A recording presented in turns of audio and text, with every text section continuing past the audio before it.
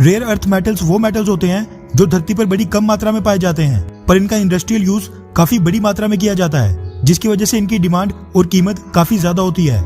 China के इतने तेजी से तरक्की करके दुनिया की दूसरी सबसे बड़ी अर्थव्यवस्था बनने में एक बड़ा योगदान वहां पाए जाने वाले रेयर अर्थ मिनरल्स और मेटल्स का भी है, क्योंकि इनका इस्तेमाल स्मार्टफोन से लेकर बैटरीज और एयरप्लेन से लेकर कई तरह की डिफेंस इक्विपमेंट्स हर एक इंडस्ट्री में किया जाता है। क्रिटिकल रेयर अर्थ मिनरल्स और मेटल्स की माइनिंग और प्रोसेसिंग में आज के समय पूरी दुनिया में चाइना ही डोमिनेट कर रहा है। रेयर अर्थ मिनरल्स और मेटल्स को बाकी और कई तरह के एलिमेंट्स के साथ मिक्स करके कई तरह के नए प्रोडक्ट्स बनाए जाते हैं, जैसे कि हाई ग्रेड मेटल, अलॉयज और कई तरह के स्टील वगैरह, जिनका इस्तेमाल करके ही आगे कई तरह के अलग अलग फिनिश्ड प्रोडक्ट्स बनाए जाते हैं, जो कि रेयर अर्थ मेटल्स के बिना असंभव है। ऐसा नहीं है कि भारत में रेयर अर्थ मेटल्स नहीं पाए जाते हैं।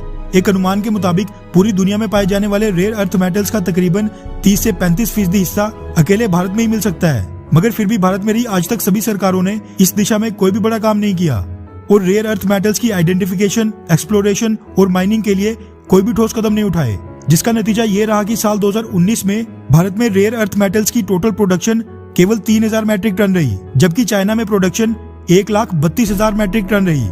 कहां भारत की 3000 मैट्रिक टन की प्रोडक्शन और कहां चाइना की 1,32,000 मैट्रिक टन की प्रोडक्शन। इसलिए अगर भारत को भी चाइना की तरह अपनी अर्थव्यवस्था को तेजी से बढ़ाना है तो फिर इस फील्ड में भी काफी जोर देना पड़ेगा, ताकि हमें कोई भी रेयर अर्थ मेटल चाइना से इंपोर्ट ना करना पड़े। इसी बीच अब रेयर अर्थ मेटल से जुड़ी एक बड़ी खबर सामने निकल कर आ रही है।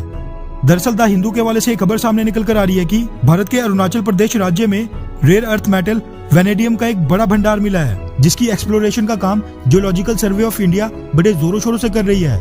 जीएसआई स्पेशलिस्ट ने बताया कि उनको अरुणाचल प्रदेश के डिपो और तमांग इलाके की पहाड़ियों में वेनेडियम डिपॉजिट मिले हैं, जिसके बाद अब इस रेयर अर्थ मेटल के लिए और भी आसपास के इलाकों में सर्वे करके खोज की जा रही है। भारत में आज से पहले वेनेडियम डिपॉजिट्स की खोज कभी नहीं हुई थी और खास बात यह है कि जो वेनेडियम डिपॉजिट्स अरुणाचल प्रदेश में पाए गए हैं वो क्वालिटी के मामले में बिल्कुल वर्ल्ड क्लास हैं, जिसकी वजह से भारत इसको खुद इस्तेमाल करने के साथ साथ एक्सपोर्ट भी कर सकता है। वेनेडियम पहले ही दुनिया में बड़ी कम मात्रा में पाया जाता है, मगर इसकी ग्लोबल डिमांड हर साल बड़ी तेजी से बढ़ते जा रही है, क्योंकि इसका इस्तेमाल आयरन और टाइटेनियम के साथ मिक्स करके उसको और भी ज्यादा मजबूत बनाने के लिए किया जाता है। और वेनेडियम से बने अलॉयज हाईली कोरोजन रेजिस्टेंट यानी कि जंग रोधक और एक्सट्रीम टेम्परेचर रेजिस्टेंट होते हैं। बस यही कारण है कि वेनेडियम अलॉयज की डिमांड एरोस्पेस, ऑटोमोबाइल से लेकर एविएशन सेक्टर हर जगह है। इसी के साथ वेनेडियम का इस्तेमाल कई तरह के हथियार और फाइटर जेट्स बनाने में भी किया जाता है।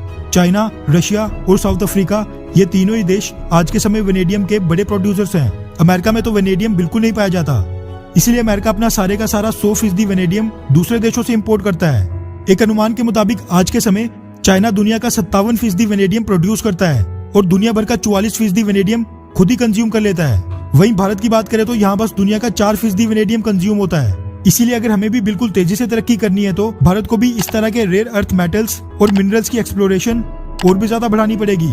वैसे आपको क्या लगता है कि क्या भारतीय सरकार को जियोलॉजिकल सर्वे ऑफ इंडिया का बजट बढ़ाकर उसी को पहले जैसे जरूरी रेयर अर्थ मेटल्स और मिनरल्स की एक्सप्लोरेशन करने देनी चाहिए, या फिर बाकी के वेस्टर्न देशों की तरह प्राइवेट कंपनियों को भी लाना चाहिए, ताकि इस दिशा में काम तेजी से हो पाए? नीचे कमेंट करके अपनी राय जरूर बताएं।